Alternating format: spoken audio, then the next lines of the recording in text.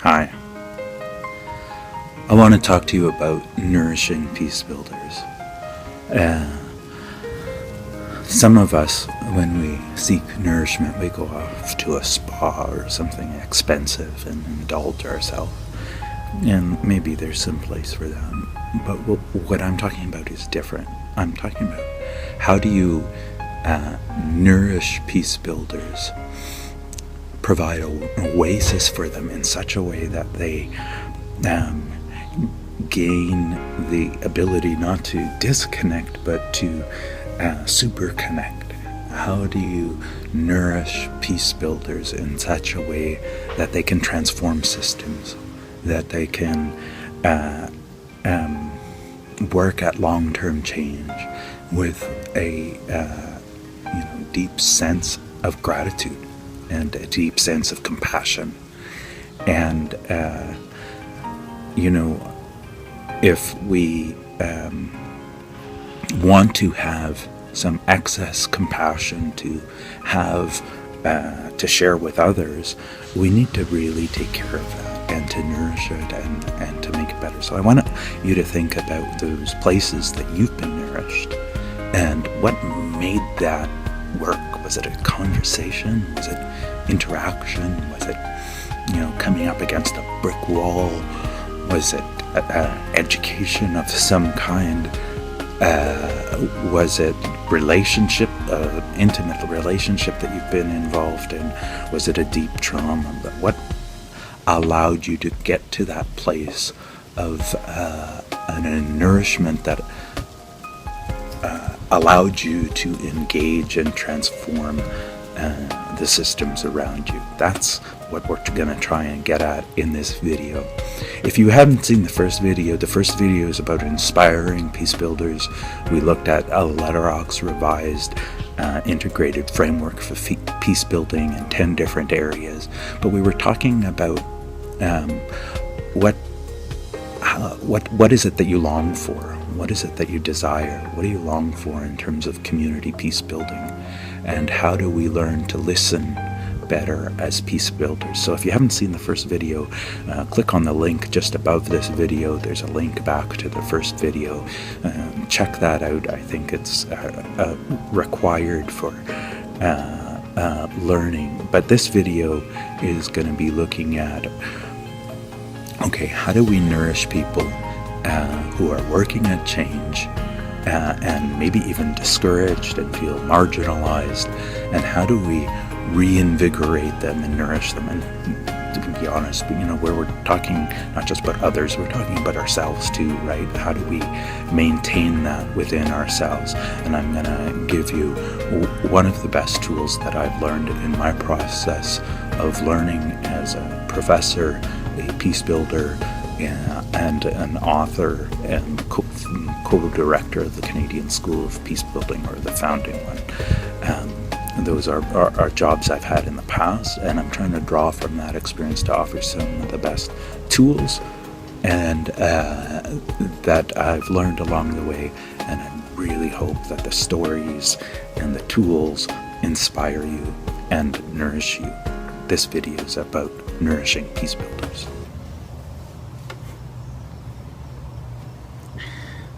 So remember in the first video we were asking, and we were talking really about the power of asking, what are you longing for?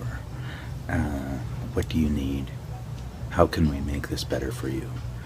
And the power that unleashes. And I told you about 10 or 12 different peace builders from around the world that we've had come teach at the Canadian School of Peace Building.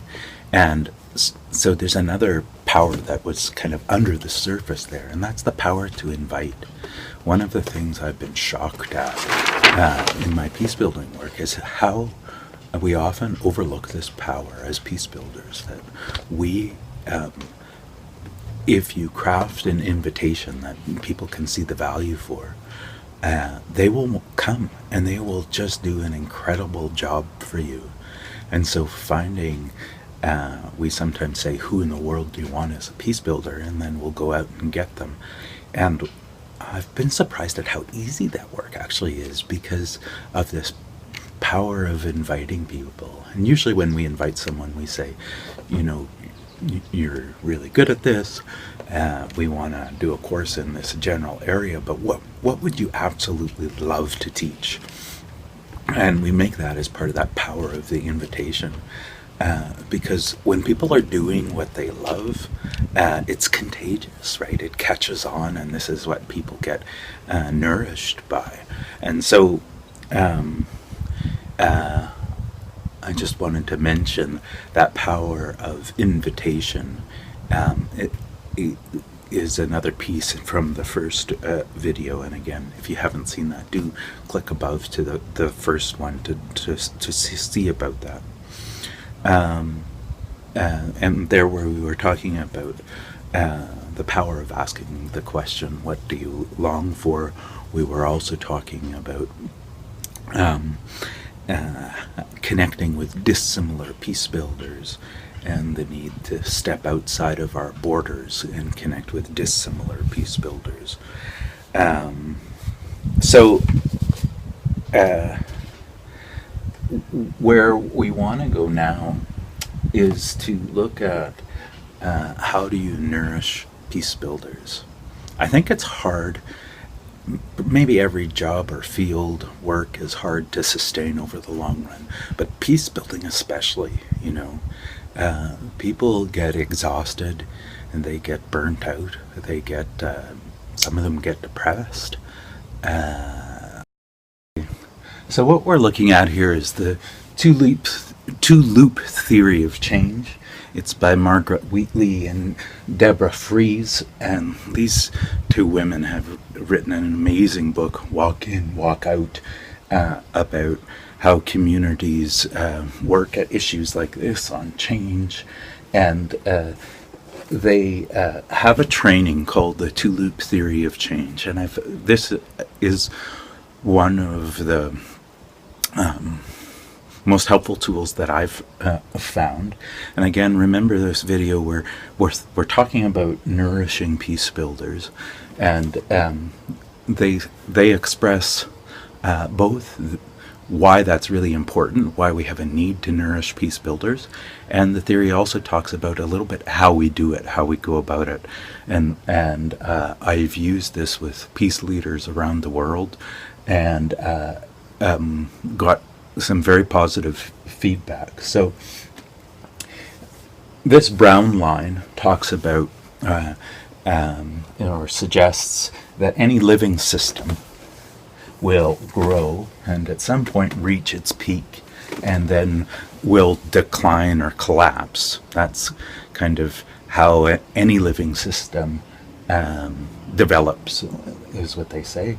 And that right around when it reaches a peak period, the kind of it's approaching or at or past its best before date, in a sense, you start to see all kinds of alternatives that emerge, and these alternatives aren't within the system, but they emerge on the margins, sometimes within, but on the margins, often cast out.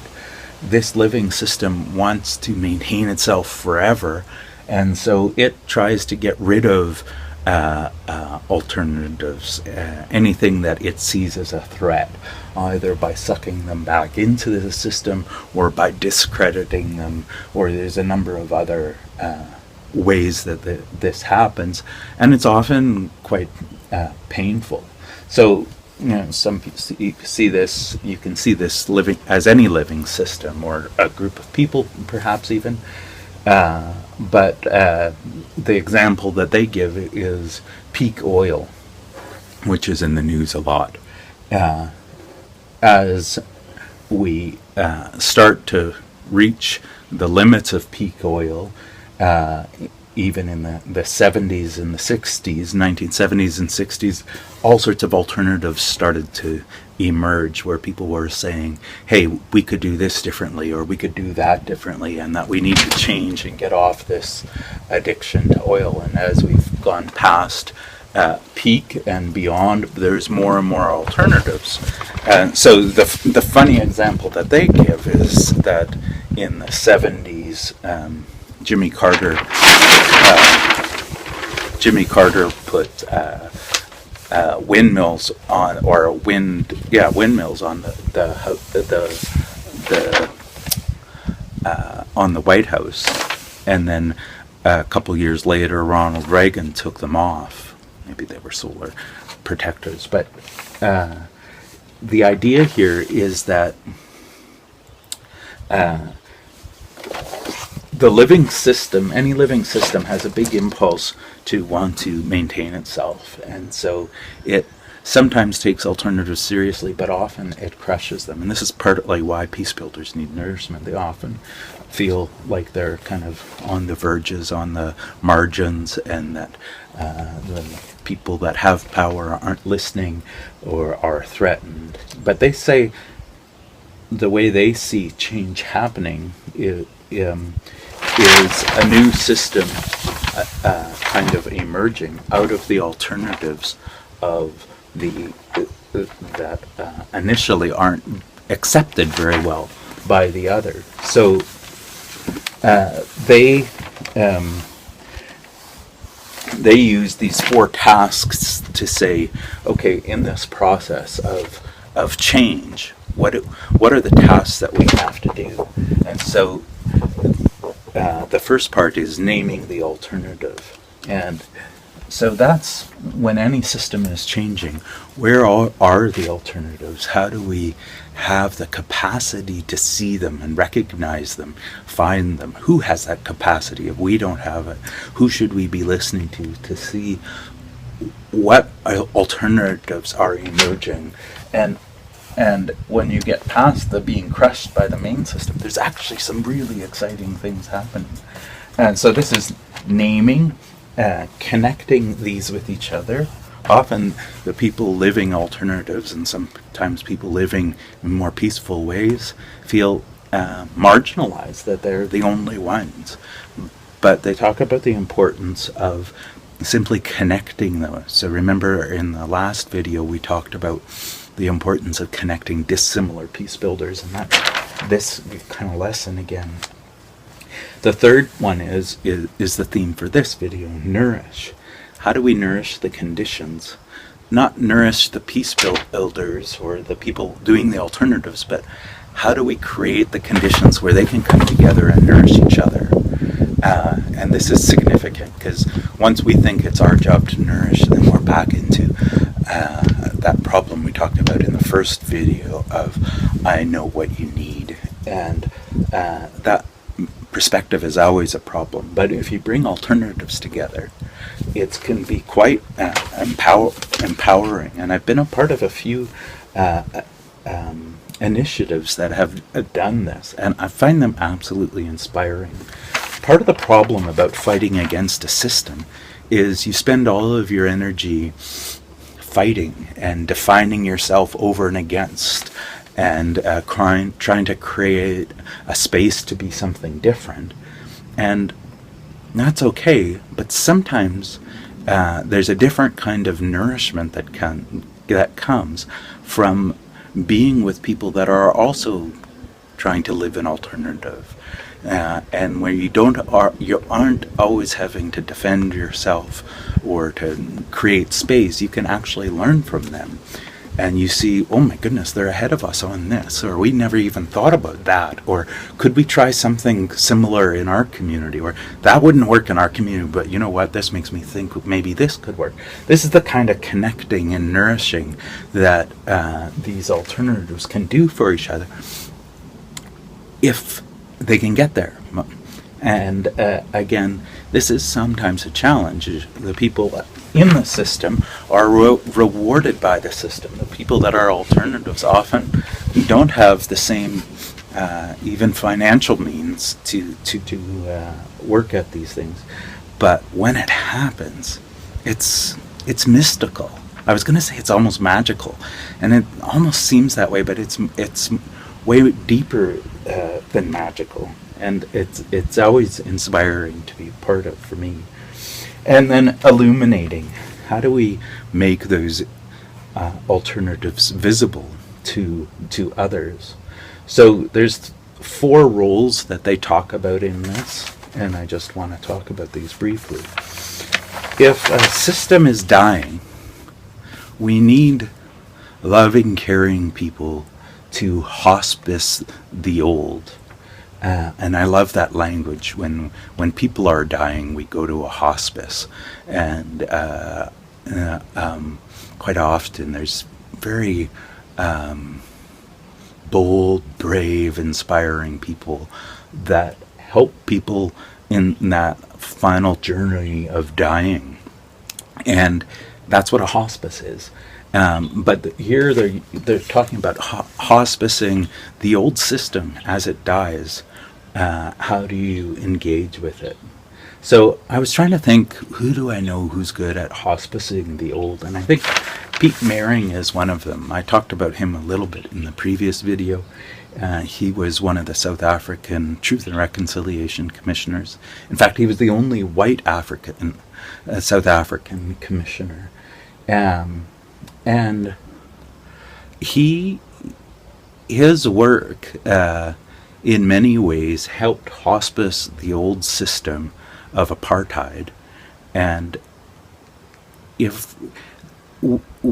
before South Africa made that big transition, academics and people in South Africa, everybody thought that South Africa's transition would be very, very bloody, and that people saw no way out. It's kind of like the Middle East today. People say they will always be in conflict, lots of big, powerful groups supporting different sides. But I think one of the pieces that made that transition actually work was assigning wise people like Pete Mehring to hospice the old system, to work with people, and he did it in the setting of Truth and Reconciliation Commission. But how do you help people let go of the old system and remind them when they try and keep it alive that actually it needs to go? And how do you bring them along eventually into the new system? And Pete has this loving, compassionate presence where he was able to do that with a whole wide variety of people. And it inspires others to do more. So that's Pete Mehring, hospicing the old. Another task that they talk about from within the system, so that's why these two are up at the top, is protecting the space. We need people in the system that know that it's past its best before date, know that there's alternatives, and that something else will come, and we need them to protect the space for all of this to happen. And there are a lot of people that do that. One person that I've been incredibly inspired by is former Justice Barry Stewart. So he was a judge in Canada. He was the first judge to use circle sentencing in his court system, but more so, which is indigenous approaches within the legal system, and he mixed those. But even more significantly, he recognized that the criminal justice system was dying. It's past before its date had passed. That there were alternatives in the community already, and that the system hadn't done very well for them. So he tried to work with Aboriginal communities and tried to take their guidance and ask questions like, what do you need? What do you think I should do with this person? How do we help this person? And so they started not just circle sentencing, but circle processes as a way of a community engaging deeply with each other and with their neighbors on issues of justice. And so he came and taught a course on that at the School of Peacebuilding. So that's hospicing the old, protecting the space. The third role that they outline here is seeding the new.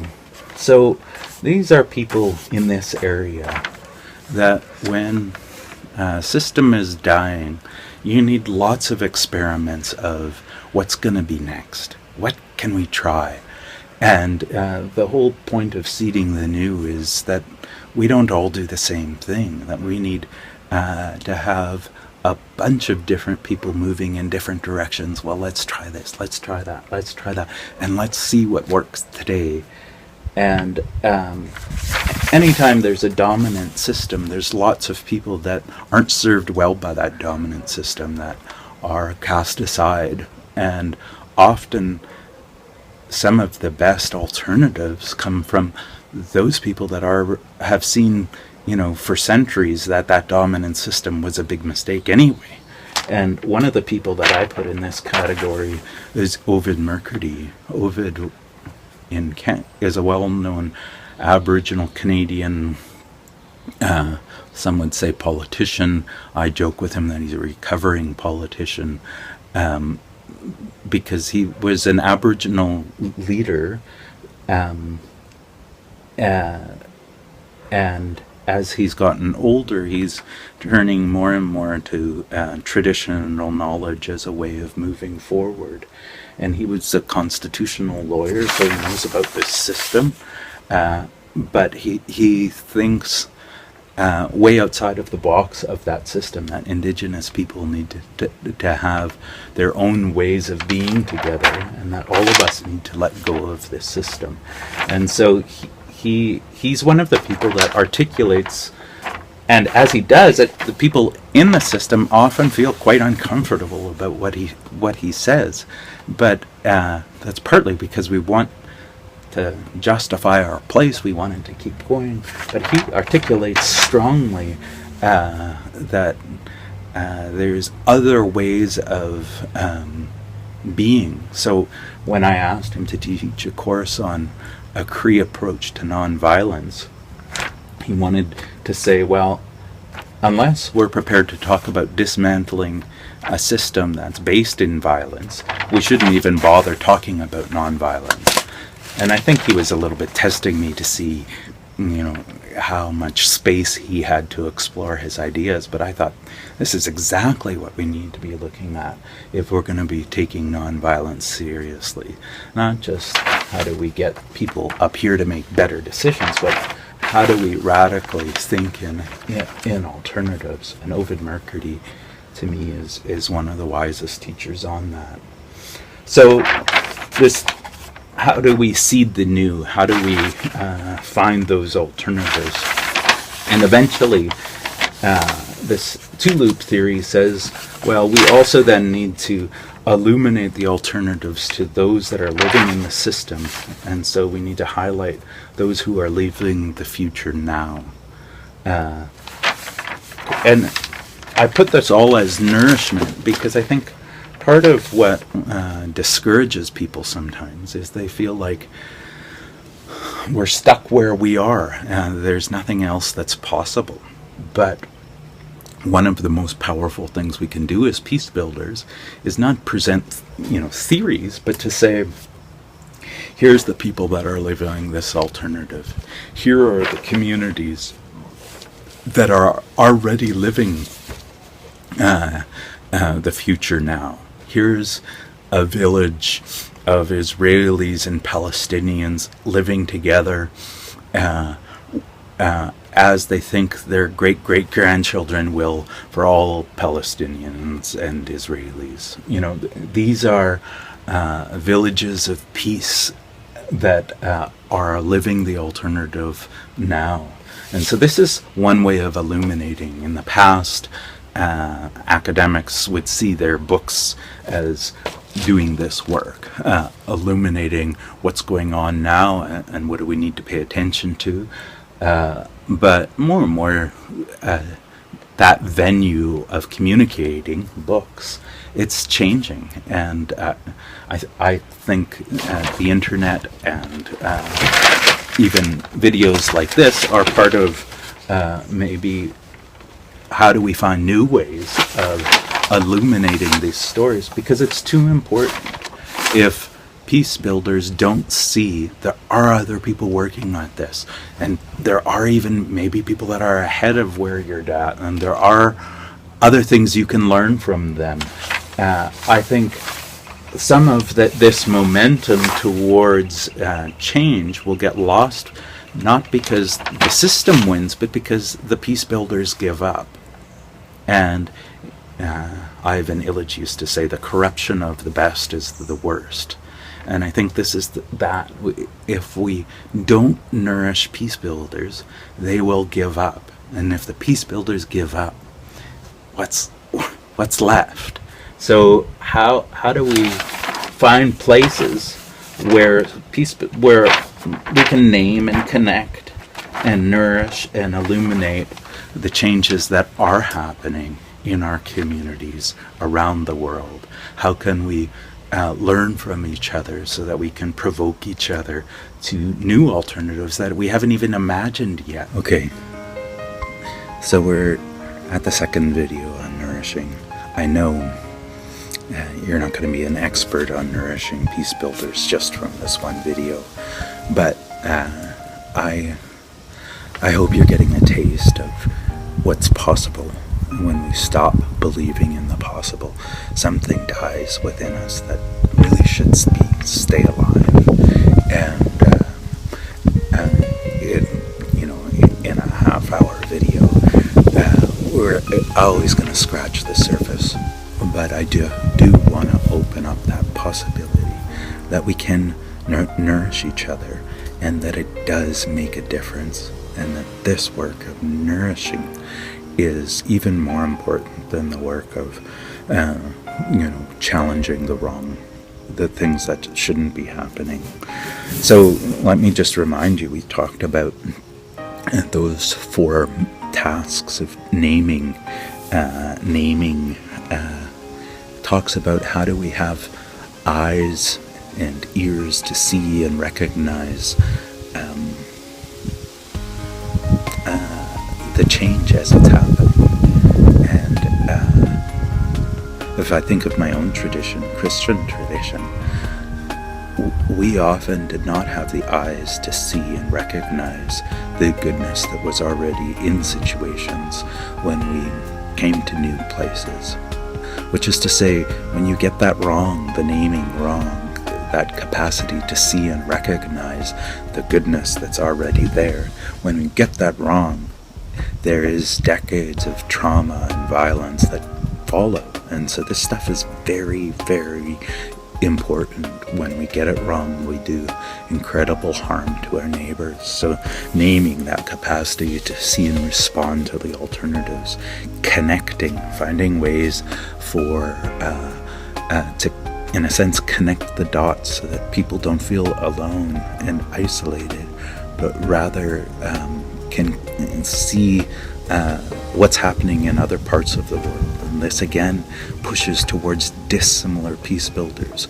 If we only stay within our own church community or our own faith group or our own culture group or our own workplace, if all our professional development happens only in those contexts, we're always learning from similar people. And part of the genius of peace building, I think, it is that need to learn from dissimilar peace builders.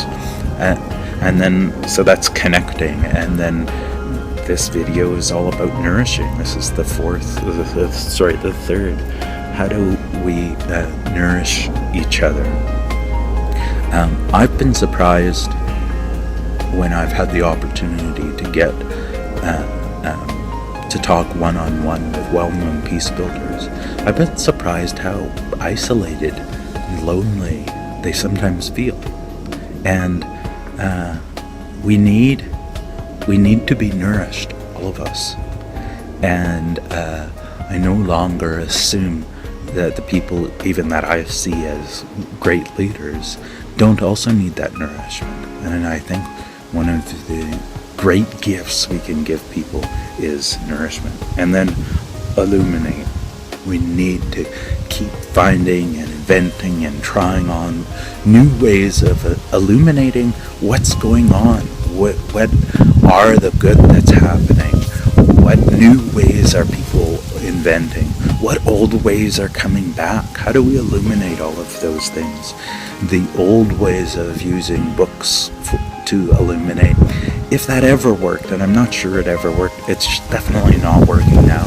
But to me, that's just an exciting challenge to find what are ways that are working now to illuminate these things. Now, I know that one of the objections that a lot of people have to change is, yeah, okay, Jarem,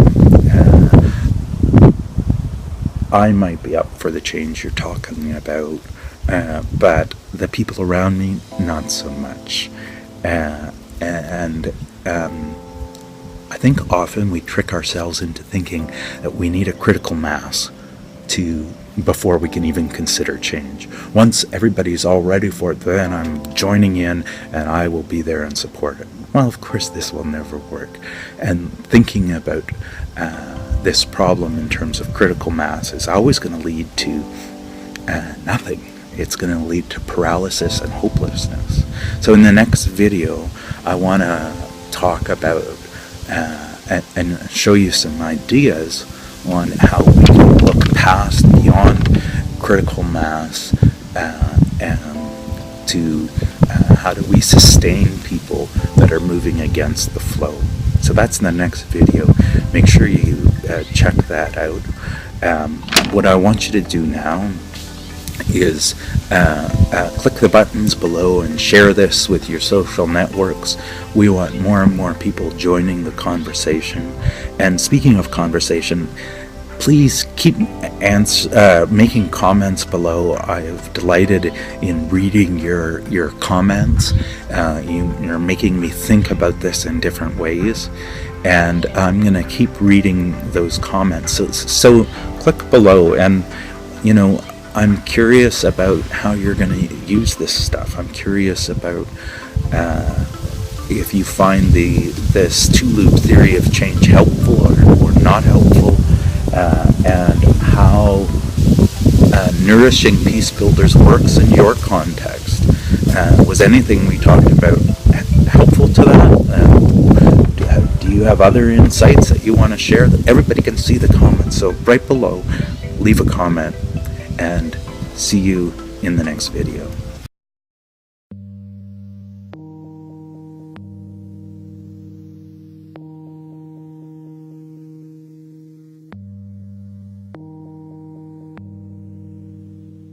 My community has experienced a trauma that they're still living with 40 years after the fact.